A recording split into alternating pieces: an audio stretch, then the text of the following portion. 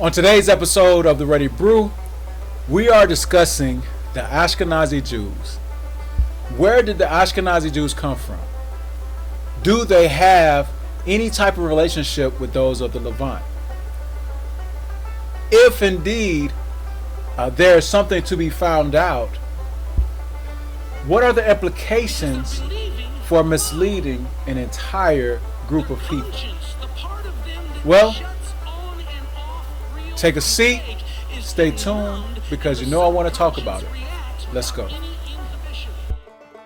Throughout history, certain nations and generations have been hypnotized. Let's look at our past.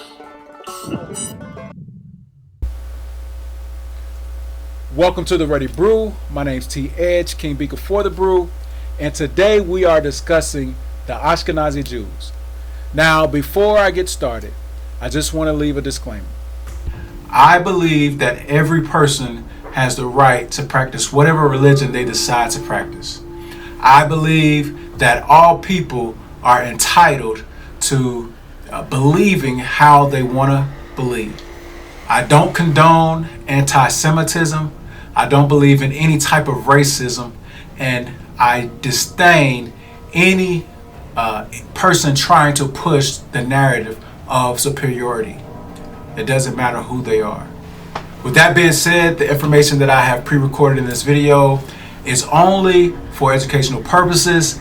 In no way am I trying to disqualify any person or any group of people. This information is just come about from questions that I've had in my studies.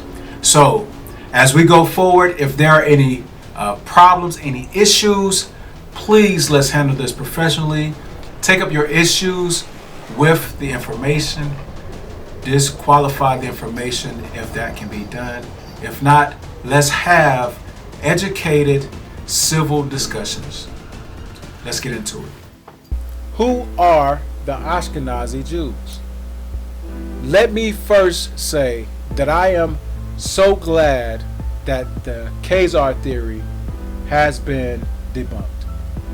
Being that the Khazars have been studied so extensively, it has given a new perspective, a new direction to go in our reviews of history, in our discussions, and in our research. Being that the Ashkenazi Jews play such a pivotal role in biblical history, let's first go and see who the Bible says that they are.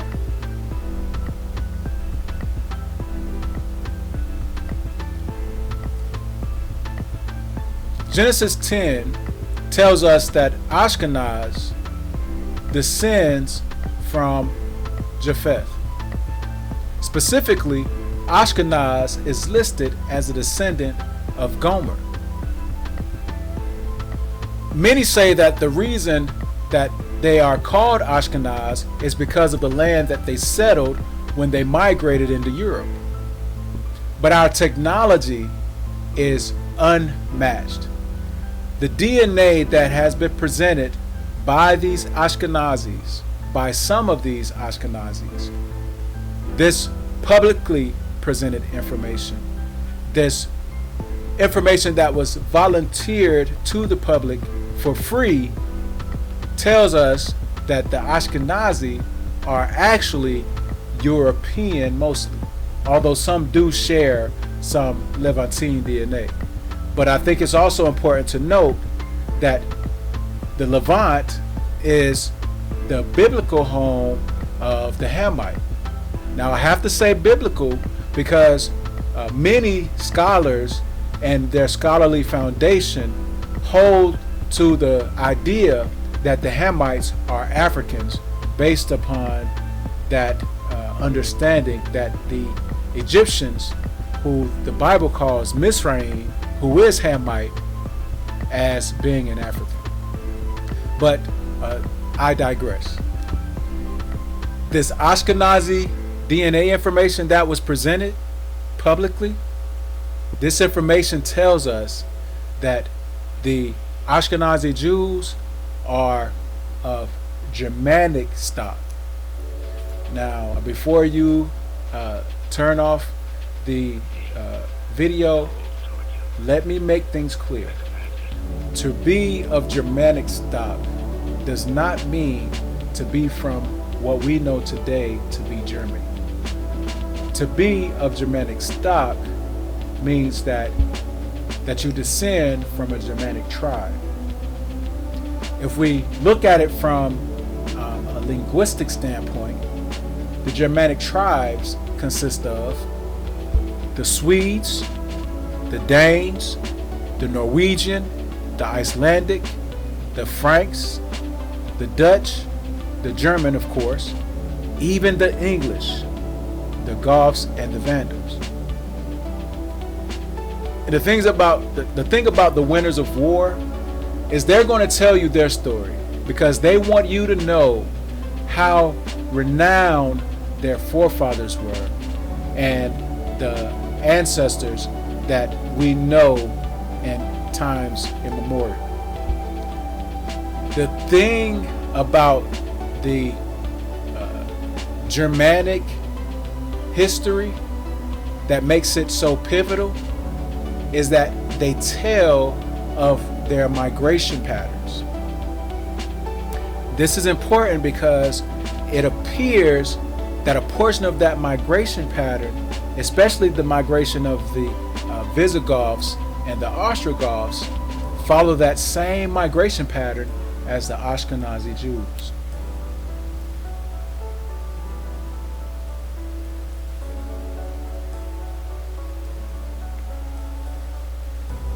Moreover, the Visigoths were in power when the Jews were exiled from Spain in 1492.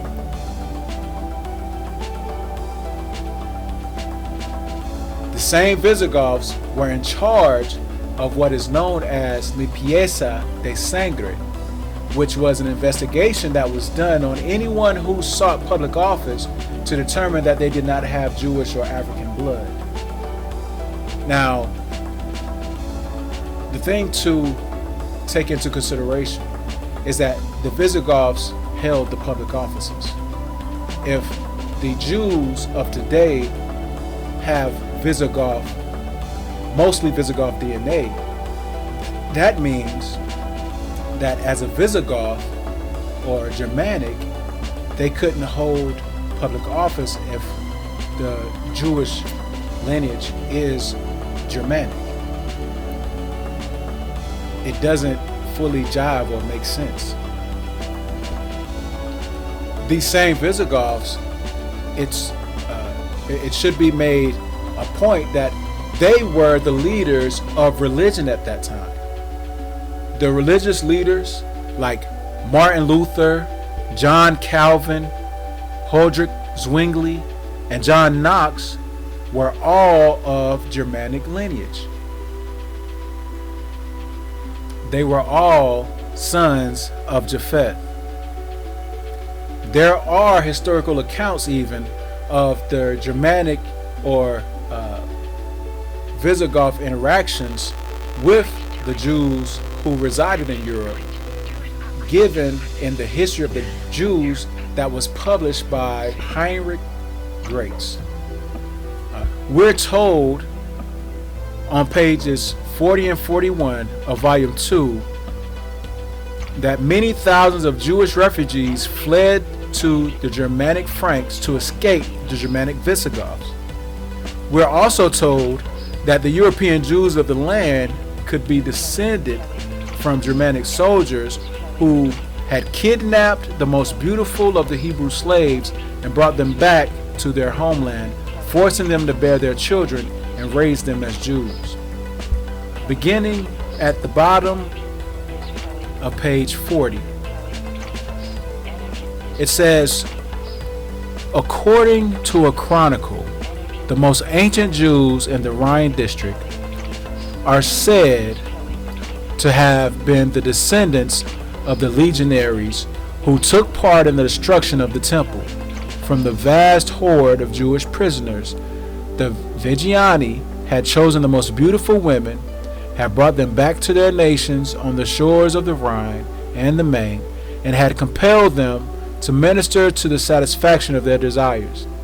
The children thus begotten of Jewish and Germanic parents were brought up by their mothers in the Jewish faith, their fathers not troubling themselves about them. It is these children who are said to have been the founders of the first Jewish communities between Worms and Mayans. Now, could these very descendants be the Jews of the founder event that Dr. Henry Abrams has spoken about?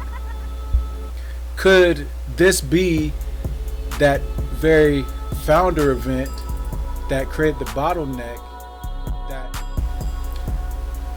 if we go to volume 5, beginning on page 375,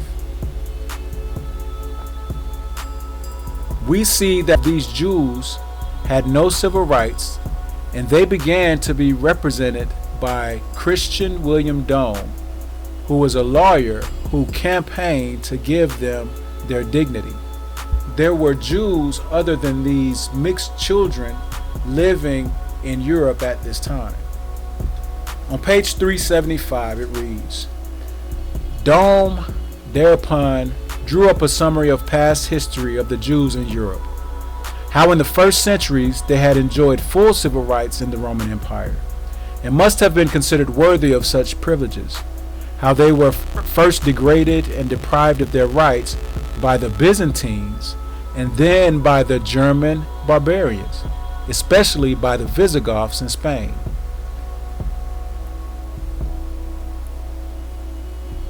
On page 376, he says a livelihood should be conceded to them so that, by wise precautions, they would be drawn away from petty trading and usury, and be attracted to handicrafts, agriculture, arts, and sciences.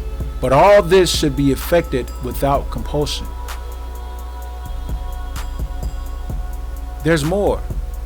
On page 377, he says that for this reason, for the present, it would be better both for the state and the Jews if they worked in warehouses and behind the plow rather than in state offices.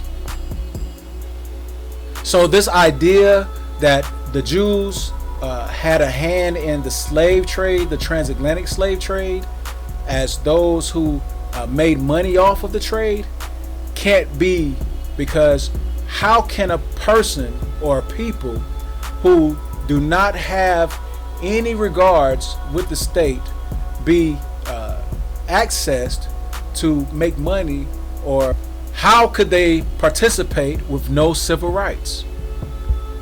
How could they work and get paid by the state with no access to state-run functions, because they also failed the investigation of Limpieza De Sangre?